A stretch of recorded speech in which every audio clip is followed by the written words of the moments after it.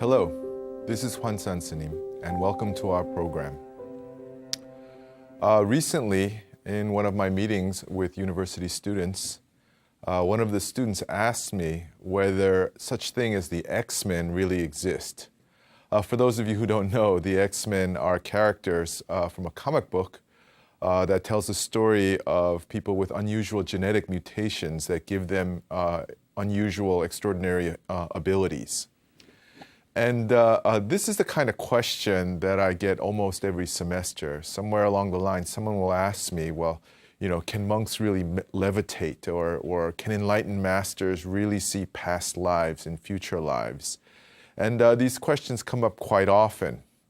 And I think, generally speaking, there are very many people in this world who are very curious about things like this. And of course, we can see this interest in the media when we see all the movies, television shows, and comic books that portray characters with these kinds of abilities. And we can look at it, I think, roughly speaking, in one of two ways. In the first way, we might think of those kind of media, those kind of TV shows and movies and comic books, as the expression of a kind of adolescent desire to gain some kind of power and recognition in the world. Or we can look at it as maybe an unconscious human curiosity about the limits of our own capability. Are there abilities and modes of perception and experience and consciousness that we have not yet discovered? So I think that that's a question that could bear some scrutiny, and given the amazing amount of interest in this field, I thought that we might take some time to explore this topic. And so we have prepared for you a special two-part episode to consider the question, do human beings really have extraordinary abilities?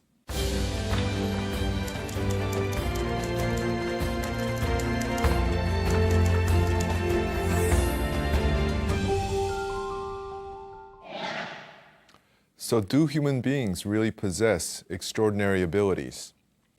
In order to answer my student's question, I decided to do a little research, and I was actually quite surprised to find out how much data there actually is, scientific data there actually is about this topic. And even more surprising was when I learned how long people had been researching this topic.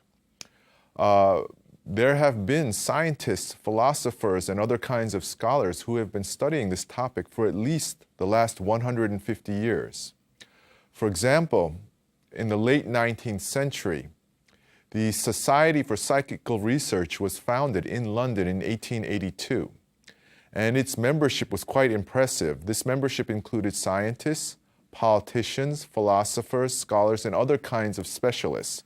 The members included, for example, Henry Sidgwick, a very well-known philosopher and economist, Arthur Balfour, who was actually the Prime Minister of the United Kingdom from 1902 to 1905.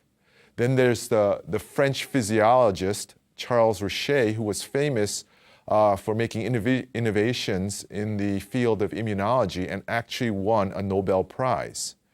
Richet was also one of the presidents for the Society for Psychical Research.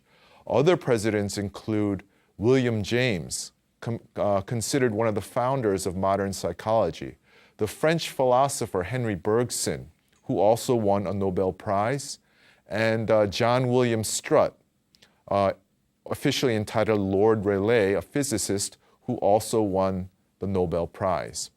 Now, this is truly an incredible membership. And the SPR, as they're sometimes called, during the time of its existence, tried to research and investigate all claims of psychic events or psychic ability. They also conducted experimental research, doing experiments with the most cutting-edge scientific methods of their time. So what we see here, very interestingly, is a group of highly specialized, highly trained experts who are not necessarily interested in religion, who are not necessarily mystics, but who are considering very carefully whether people could have these kinds of psychic ability that so many other people tend to dismiss as a kind of childish fantasy. Now, these kinds of organizations have also continued to exist into the 20th century.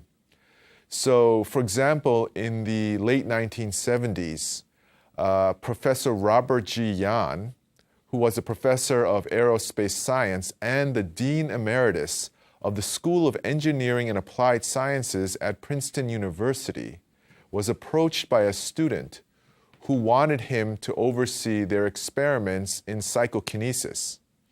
Now, Professor Yan was not interested in this field at all and did not believe in the possibility of psychic activity. But when he finally got a look at this student's data, he was both astonished and intrigued. In fact, he was so surprised and so interested that he went on to found the so-called PEAR Lab in 1979. PEAR, P-E-A-R, is an acronym for the Princeton Engineering Anomalies Research Lab. And there, Professor Robert G. Yan went on to conduct some experiments, the results of which we'll continue to discuss later on in today's episode and in the following episode. Another example of such an organization was founded when the American astronaut Edgar Mitchell, on one of his space flights to the moon, took steps outside of his spacecraft, and when confronted with the spectacle of the seemingly endless universe around him, experienced a kind of epiphany. He felt an enlarging of his consciousness, a sense that human beings could somehow comprehend the universe in other ways than through just our senses. And he was so changed by this experience that after his career was finished, after he concluded his career as an astronaut, he went on to found IONS in 1973. IONS stands for Institute of Noetic Sciences, and it continues to exist today. Its chief scientist is Dean Radin, a professor of psychology who has held appointments at Princeton University, the Stanford Research Institute, the University of Edinburgh, and AT&T Bell Labs. Dean Radin has authored many books, and he is probably the most famous spokesperson for this field of research into psychic ability. So what we continue to see over the course of at least 100 years is a level of curiosity and a level of open-mindedness among scholars and scientists that is so intense that they'll actually go build institutions developed exclusively to research this area of psychic ability. So what is this area called, officially speaking? There are many different names for it, such as psychical research, paranormal activity. These days, the term that's most often used seems to be parapsychology, the study of events and experiences and abilities that mainstream science cannot explain. This field continues to develop. It's still full of scientists and scholars.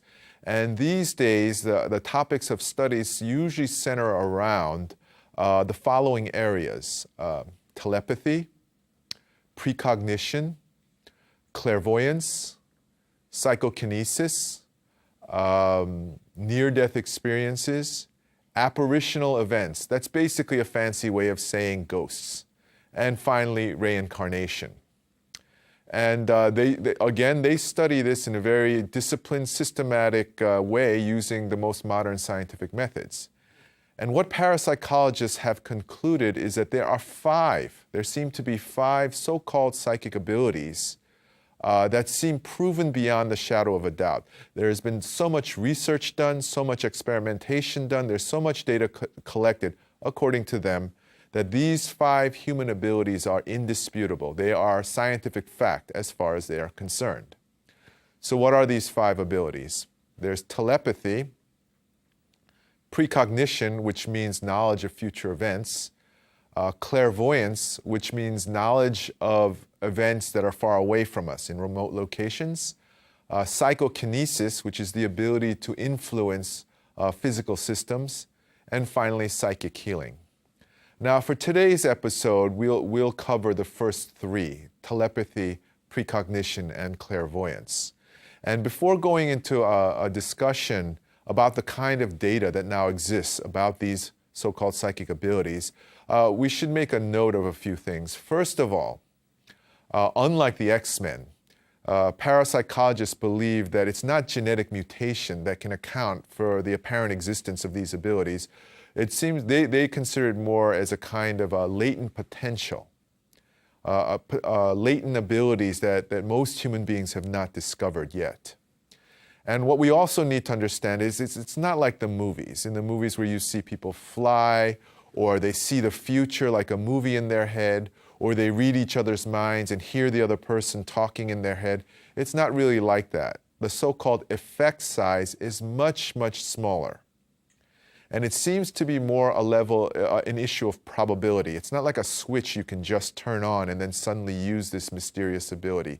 Sometimes it seems to work, sometimes it doesn't seem to work. And once again, the experiences can be so subtle in fact that the person doesn't even know that they're actually using this ability. So how is that possible? Why don't we find out? Let's take the first of the so-called big five, telepathy. Now, telepathy is officially defined as the transmission of information from person to person without the use of any known sensory channels or physical interactions. And the person who has done the most amount of experimental research on telepathy is the British scientist Rupert Sheldrake, who is both a biologist and a philosopher. And he has done literally thousands of experiments on telepathy. Probably his most researched experiment is the so-called I know who's calling experiment. And what that means is this. Do you ever get a phone call and before you answer the phone, you kind of know who's calling? You just have this feeling, you pick up the phone, and oh, I knew it was you. Well, he was trying to research whether that kind of intuitive hunch is in fact the sign of some kind of subtle telepathic activity. And so he devised the following experiment. He had test subjects bring in 4 very close friends or family members, and he put the 4 people in a different location, and then by randomly rolling dice or flipping a coin, he would pick one of the 4 friends to call the test subject. And when the test subject received the call, he or she would have to guess who the caller was before picking up the phone. Now, if people have no telepathic ability, then it's going to be just pure chance whether you get it right or not. And since there are 1 of 4 people calling at any one time, you should get results where they're right about 25% of the time, because there's a 1 in 4 chance that they can get it right. They can guess who the correct caller is. But upon experimentation, what Sheldrake found was that the rate of success is closer to 45%. Nearly half the time, when you only have a 1 in 4 chance of guessing the correct caller, these very ordinary test subjects can actually guess much more accurately.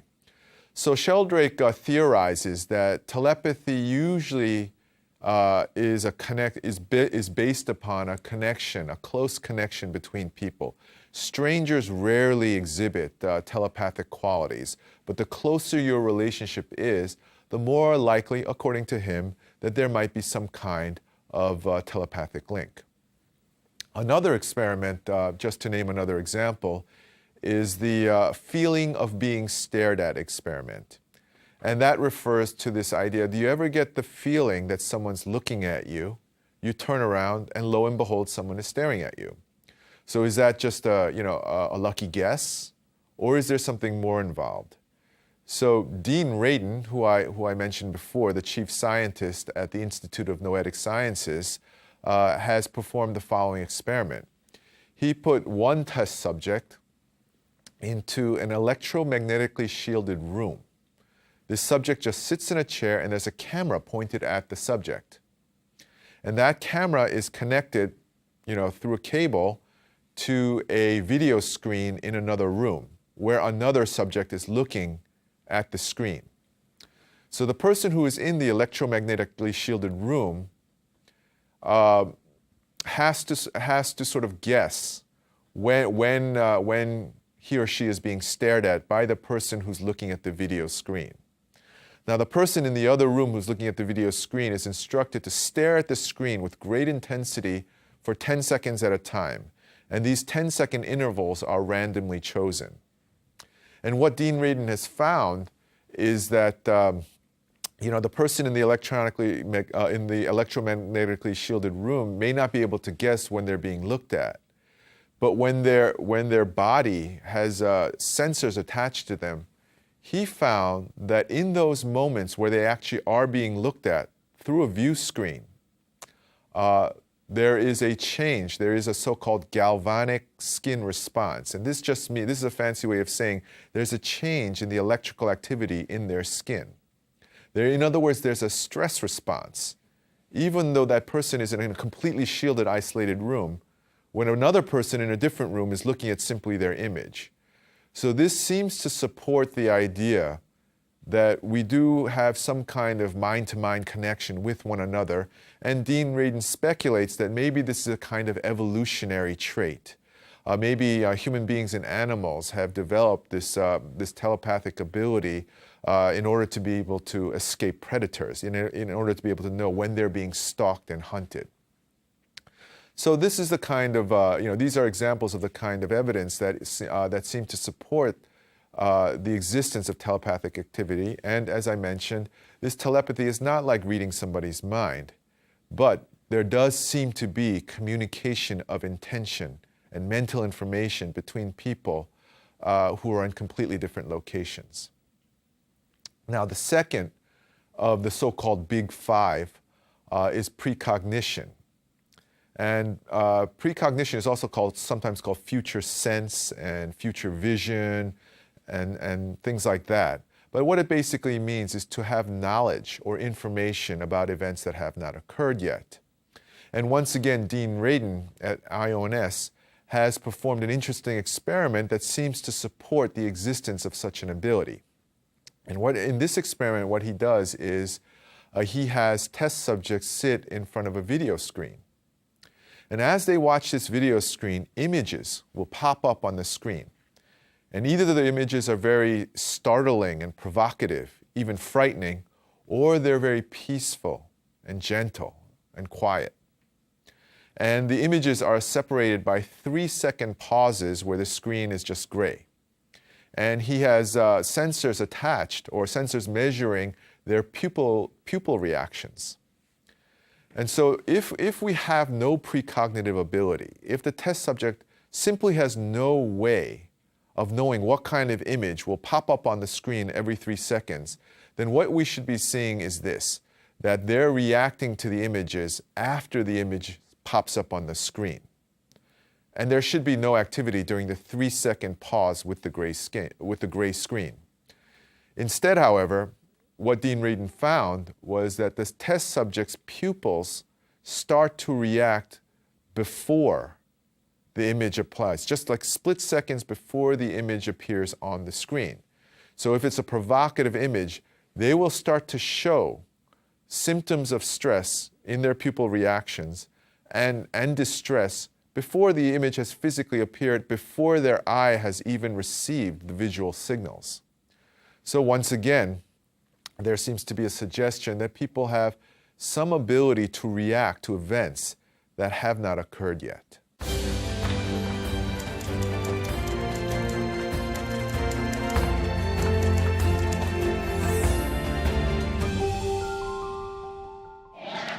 Now, the third of the Big Five psychic abilities is so-called clairvoyance. And this is the ability to receive information about a distant or remote place or person or event or object. And these kinds and the experiments that investigated this area have also been performed in the late 20th century. Some of the most well-known ones were performed by scientists named Harold Puthoff and Russell Targ at the Stanford Research Institute. Puthoff and Targ did was they began to study the clairvoyant abilities of certain professional psychics who claim to possess such abilities. And a very funny, well, in a sense, funny thing happened is that the CIA got interested in their experimentation. And so they eventually began to do their investigation and experiments under the auspices of the CIA for a secret project called the Stargate Project. And what the CIA in the United States was interested in doing was seeing if they could get people with psychic ability, clairvoyant ability, to actually see things in the Soviet Union, because all this was being done during the Cold War. And so subjects in the Stargate projects were asked to draw what they saw in different places in the Soviet Union. And so these subjects drew what they saw. And Puthoff has related that in one instance he saw them draw what appeared to be a massive crane that was placed on railroad tracks like a train. And this crane was so large that the wheels, that a human being, was about the size of the wheels. So the wheels were about the size of a human being. And so Puthoff at the time thought, no, this is not possible. You know, Soviets wouldn't build something like this. But then many years later, when the KGB in the Soviet Union released secret documents, photos were found of that kind of crane that were very similar to the original drawings. So that's a very unusual footnote in the history of parapsychological research. In any event, Puthoff and Targ performed many experiments on ordinary test subjects as well, and what they found was that ordinary people seemed to be able to gain perceptual information about distant places. And the way they seem to do this is they just think of that place and then relax, and then images start to come up.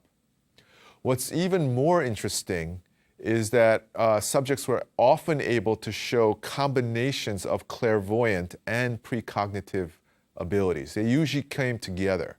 So for example, there was a photographer named Hella Hamid.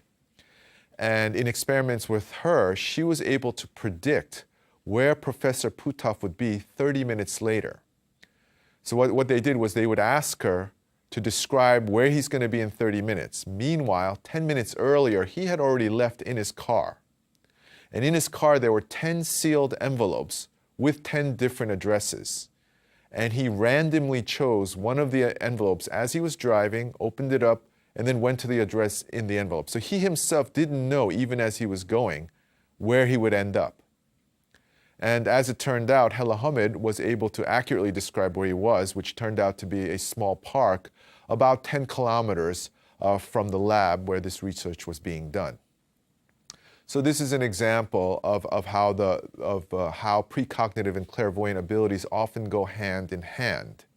Robert G. Yan, who, as I mentioned, is the professor that founded the so-called PAIR lab, worked with clinical psychologist Brenda Dunn to also study this phenomena of clairvoyance. And in 334 trials with test subjects, what they found was that in 62% of the cases where test subjects display clairvoyant ability, they also display precognitive ability. So this is very unusual data. What are we to make of this data? What do the experts really think about these claims that human beings, ordinary human beings, seem to possess telepathic, precognitive, and clairvoyant ability? What we should know is that mainstream scientists very, very strongly criticize this type of research. They accuse parapsychologists of running experiments that are poorly designed, poorly executed, and whose results are poorly analyzed. They often accuse the experiments of having tainted data. They even accuse the parapsychologists of falsifying data.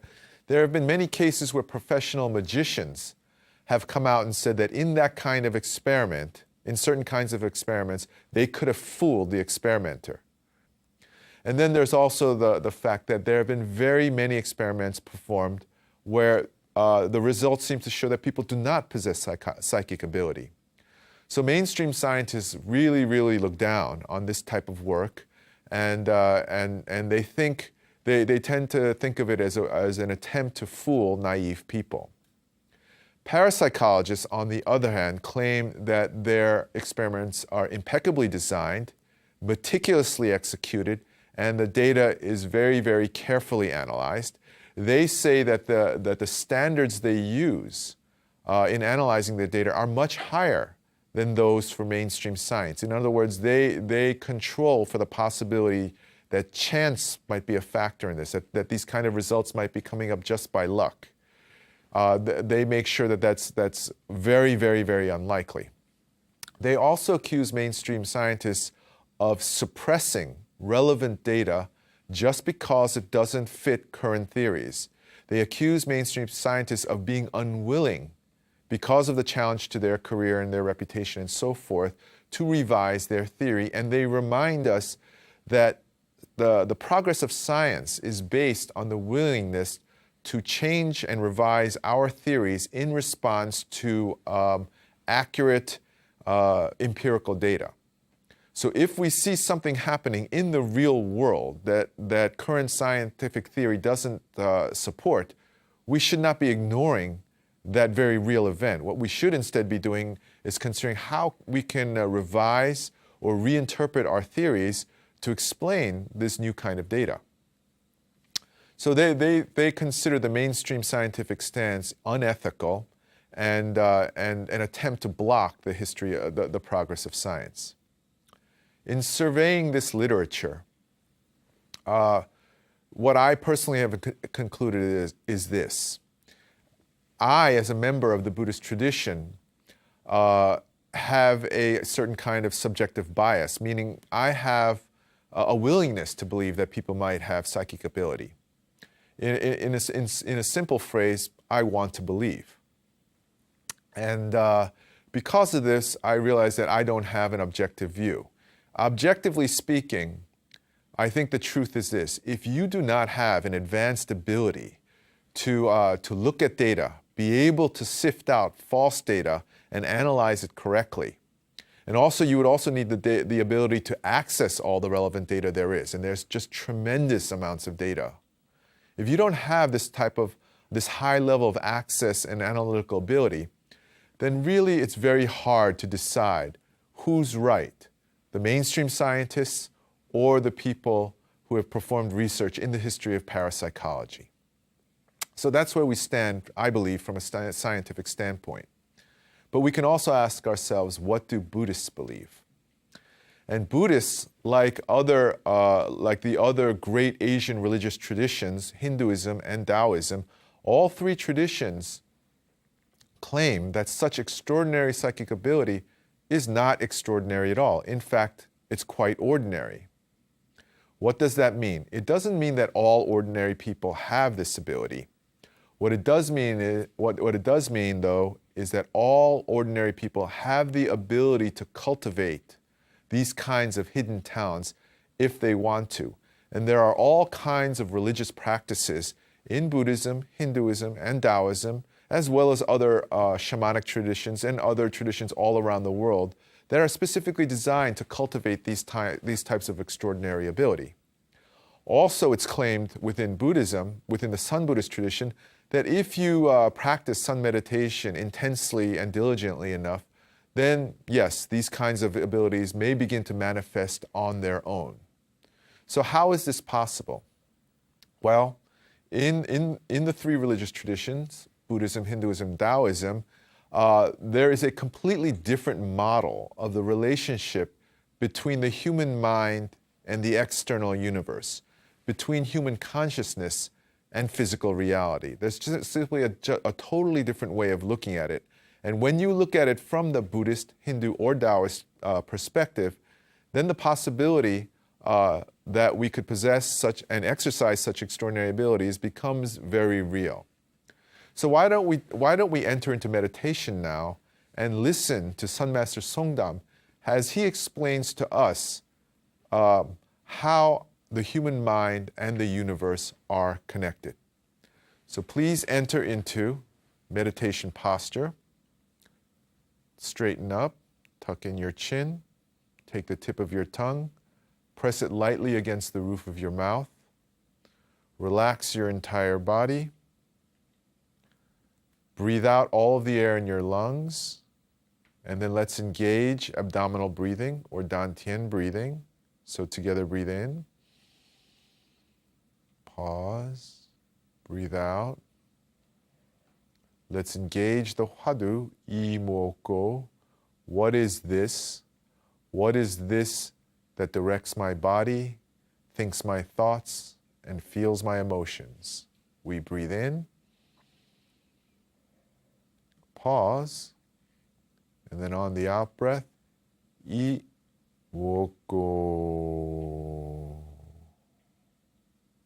And as we meditate, let's listen to the teachings of Sun Master Songdam. 이 사바세계를 여의고 극락세계나 토솔천대오궁을 찾지 말고 이 사바세계에 슬퍼하고 원망하고 괴로워하고 모든 사람들이 싸워서는 안 될 사람들이 그렇게 피투성이가 되어가지고 싸우고 있다 하더라도 정법을 믿고 최상승법을 믿는 우리 도반 가족들은 바로 거기에서 발심을 하고 한 생각 돌이켜서 이목구를 챙긴다면은 그 공덕으로 사바세계는 차츰 극락세계로 변해가게 될 것입니다. 이 세계는 위대한 화가가 있어서 그 그림을 그려놓은 것이라고 이렇게 화엄경에서는 표현을 했습니다. 화가는 자기 마음에 따라서 온갖 그림을 다 그릴 수가 있습니다. 지옥도 그려볼 수도 있고 천당도 그려볼 수도 있고 하늘나라 도솔촌도 그려볼 수도 있고 인간 세계도 그려볼 수도 있고 축생의 세계도 그려볼 수가 있습니다. 그려놓고 싹 지울 수도 있습니다. 지웠다, 그렸다 하는 것이 이 3계 6도 법계인 것입니다. 과거에 누군가가 그려놓은 그림이 아니라 우리들도 시시각각으로 그런 그림을 그리고 있는 것입니다. 나쁜 그림을 그려놓고 속상하기도 하고 좋은 그림을 그려놓고도 웃을 수도 있는 것입니다. 그런데 그려놓고 지옥 그림을 그려놓고 실제로 자기가 지옥 속에 들어가 있다고 착각을 하면서 몸부림을 치는 사람도 있습니다. 자기가 그린 그림이라면 싹 지어버릴 수도 있고 불로 탁 처지를 부를 수도 있습니다. 그런 자유로운 화가 노릇을 해야지 지가 그려놓고 지가 몸부림치고 원망하고 그렇다면 그것이 바로 중생들이 되는 것입니다. 우리는 이 사바세계에 태어나서 다행히 정법을 만났습니다. 최상승법을 만났습니다. 어떠한 상황에서도 우리는 그 경계에 깊이 빠져서 몸부림을 칠 필요가 없습니다. 어떠한 경지를 만나고 어떠한 사람을 만나더라도 바로 거기서 자기로 돌아올 줄 알아야 합니다. 그것이 바로 이목고입니다. 이목고를 같이 한번 해보십시다. 이목고, 이목고, 이목고. 이목고는 말이 아니라 이것이 무엇인가 하는 의심입니다. 이 자리에 오래 다니신 분은 잘 아시겠지만은 이제 오늘 이 법보제는 저 지방에서 절에 다니면서도 이목구가 무엇인 정도 모르는 그런 분도 상당수 있으리라고 믿습니다. 그래서 그런 분들을 위해서 우리는 다 같이 이목구를 같이 불렀습니다. So in his Dharma speech, Sun Master Songdam tells us that the relationship between our minds, the human mind, and the universe is as follows. He tells us that the mind is the artist that paints the universe. The mind creates, our mind creates the reality in which we feel like we're living. Another way to put this might be to say that the mind is the source of all reality. And if you belong to a tradition that believes that the universe is actually a manifestation or an expression of the human mind, then it's entirely possible to believe that the development of psychic abilities is possible. In fact, it's even possible that you would think of this as a very natural thing, that it is not extraordinary at all. Because if our mind is the source of all reality, it stands to reason that all the information about reality is in our mind already, and then we could do things like receive information from another person's mind, or receive information from a distant location, or even receive information about events that have not yet occurred. So, in our lifetime, I don't know whether science will ever be able to prove or disprove beyond a shadow of a doubt the existence of psychic abilities. But maybe for ordinary people like you and me, that's not important. And maybe it's also not an issue that we probably don't possess advanced training in statistical analysis and the ability to analyze experimental results. If the mind really is the source of all reality, as Buddhists posit, then maybe the answers to all of our questions are already in our own mind. And I believe that these are very important questions.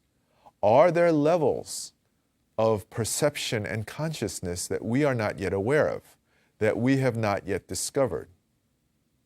It is possible, according to the Sun Buddhist tradition, to answer those questions by looking within, looking to the source of all things, by asking ourselves, Imoko. Why don't we once again listen to the teachings of Sun Master Songdam as he explains to us the source of all true human knowledge. Continue to resume meditation. Hold your posture, continue Dantian breathing, and let's listen together to Sun Master Songdam.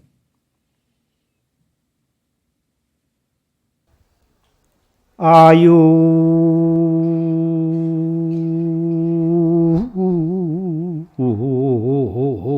일권경하니 불인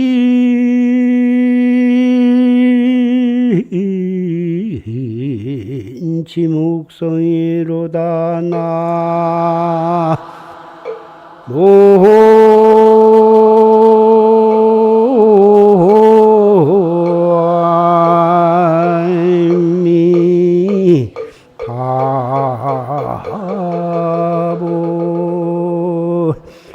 전계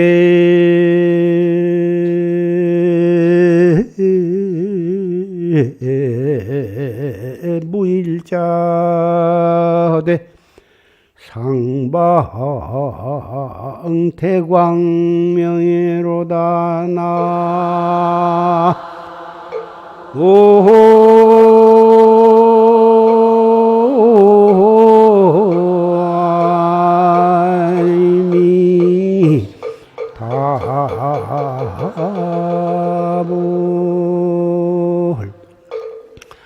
아유일경경 내게 한경의 경책이 있으니 불인지무성이다.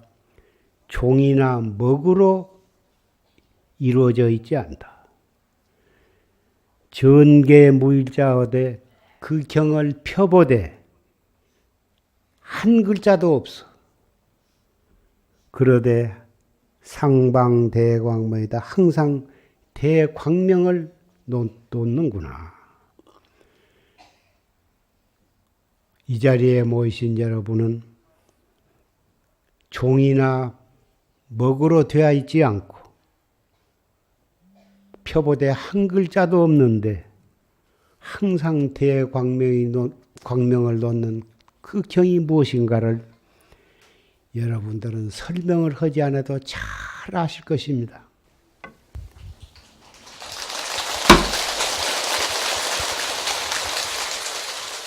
So Sun Master Songdam has told us that the book of all knowledge, is not constructed of paper and ink and doesn't use language, and yet it shines its light on all things. This brings us to the end of today's episode, part one of a special two-part series on the question, do human beings possess extraordinary abilities? And today we've only covered the first three of the so-called Big Five psychic abilities. Please join us next week as we continue to explore the data regarding the so-called Big Five psychic abilities. This brings us to the end of today's episode. And once again, I would like to thank our audience for participating in today's program. And I will conclude today's episode with the traditional Buddhist greeting. May we all attain enlightenment. And now, holding our meditation posture, let's enter into our closing meditation.